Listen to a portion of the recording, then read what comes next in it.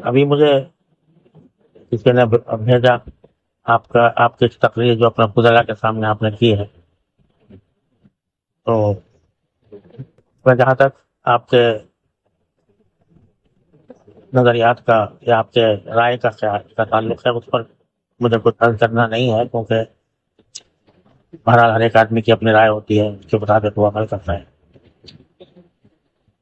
اس کے بارے میں بھی کبھی اگر موقع ملا تو کبھی تفصیل کے ساتھ انشاءاللہ عرض کروں گا۔ فی الحال تو یہ دعا کرتا ہوں کہ اللہ تعالیٰ نے آپ نے جو راستہ اختیار کیا ہے، اللہ تبارک و تعالیٰ اس میں خیر پیدا فرما لے اور شر سے آپ کو محفوظ رکھے۔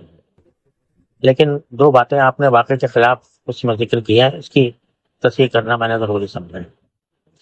ایک یہ کہ کیمبرج یونیورسٹی نے اسلامک اسٹڈیز کے ڈپارٹمنٹ کا سربراہ حضرت مولانا ابو الحسن ندوی قدس اللہ تعالیٰ عنہ کو بنایا تھا۔ یہ میرے خیال میں آپ کو کسی نے غلط اطلاع دی یا کسی غلط فہمی کی وجہ سے آپ نے سمجھا۔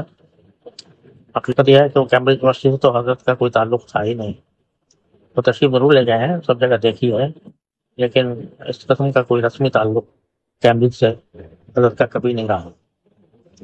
البتہ حضرت نے آکسفورڈ ایک اسلامک سینٹر کی بنیاد ڈالنے کی آغاز کیا تھا۔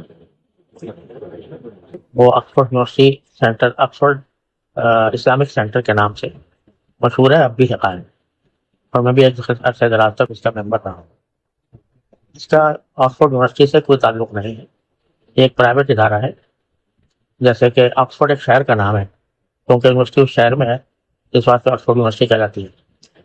اور یہ جو سینٹر ہے یہ بھی کسی یونیورسٹی کا حصہ نہیں ہے، نہ یونیورسٹی کا کوئی شعبہ ہے، بلکہ ایک پرائیویٹ ادارہ ہے جو حضرت علامہ عالمیہ صاحب رحمۃ اللہ علیہ کی سرپرستی میں کم از کم یا پھر کم از کم ان کی رائے سے وہ قائم کیا گیا۔ وہ ایک بالکل پرائیویٹ ادارہ ہے، اس کا یونیورسٹی آکسفورڈ یونیورسٹی سے کوئی تعلق نہیں ہے۔ لہٰذا کیمبرج یونیورسٹی کے بارے میں جو آپ نے بات فرمائی ہے وہ کم از کم میری معلومات کی حد تک درست نہیں۔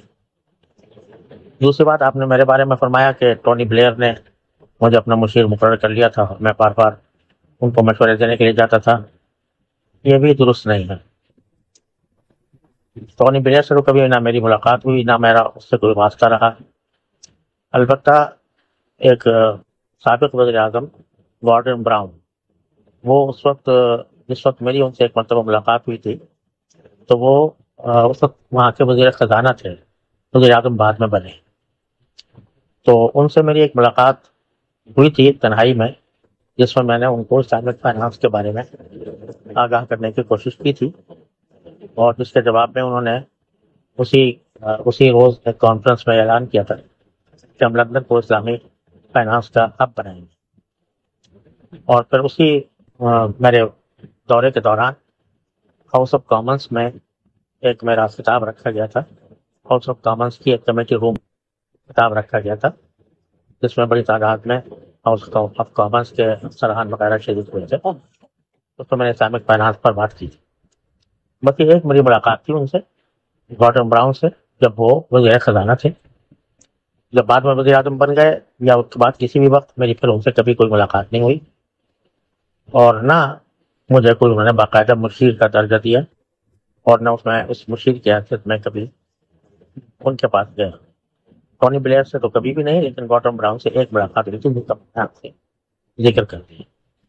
تو اس قسم کے واقعات بعض اوقات مبالغہ آمیز طریقے پر پہنچ جاتے ہیں اور پھر ان سے غلط فہمیاں پیدا ہوتی ہیں۔ تو میں نے صورتحال سے آپ کو آگاہ کر دینا مناسب سمجھا، تاکہ یہ غلط فہمی آپ کی دور ہو جائے۔ اللہ تبارک و تعالیٰ ہم سب کو اپنے دین کے لیے اخلاص اور صدق کے ساتھ اپنے رضا کے مطابق کام کرنے کی توفیق عطا فرمائے۔ السلام علیکم ورحمۃ اللہ تعالیٰ وبرکاتہ۔ وعلیکم السلام ورحمۃ اللہ وبرکاتہ۔ حضرت بہت بہت شکریہ، جزاکم اللہ حضرت کا، حضرت نے اصلاح فرمائی۔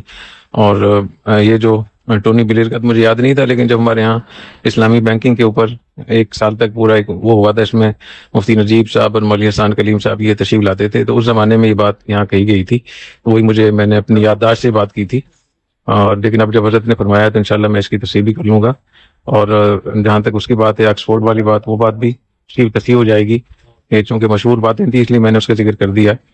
انشاءاللہ تعالیٰ میں ایک تو یہ کہ وہ فوراً وہاں سے پیج سے ہٹا لیا گیا ہے جو وہ ویڈیو کلپ تھا، اور اس کی تصحیح کر کے بعد میں انشاءاللہ اس کو شائع کیا جائے گا۔ اور حضرت اگر اجازت دیں گے تو حضرت کی جو 5 منٹ کی جو وائس میسیج ہے، اجازت دیں تو میں اسی کو ڈال دوں تاکہ اس کی خود بخود تصحیح بھی ہو جائے گی حضرت کی آواز میں، تو بہت بہتر ہوگا، ورنہ پھر حضرت کی حوالے سے میں تصحیح کر دوں یا مناسب نہ ہو تو پھر میں ویسی تصحیح کر دوں گا، تاکہ یہ جو غلط بات لوگوں تک پہنچی ہے اس کی تصحیح ہونی چاہیے۔ اور خود مجھے بھی احساس ہوا کہ کوئی بھی چیز ایسی جو سنی سنائی ہو، جب تک اس کی تحقیق نہ ہو جائے آگے نہیں چلانا چاہیے اس کو۔ آئندہ انشاءاللہ میں خیال رکھوں گا۔ حضرت کا بہت شکریہ، دعاؤں کی حضرت سے بہت درخواست ہے انشاءاللہ۔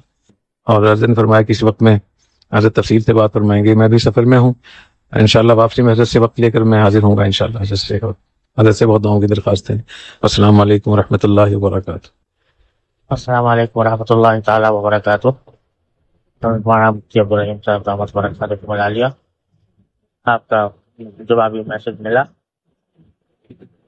میں نے تو آپ کو صورتحال صحیح بتانے کے لیے میسج کیا تھا، اور عام کرنا ابھی تک مقصود نہیں تھا، لیکن میرے ٹونی بلیر کے مشیر ہونے کے بارے میں ہو سکتا ہے کچھ غلط فہمیاں پہنچے لوگوں کے۔ اس لحاظ سے اگر آپ چاہیں تو اس میسج کو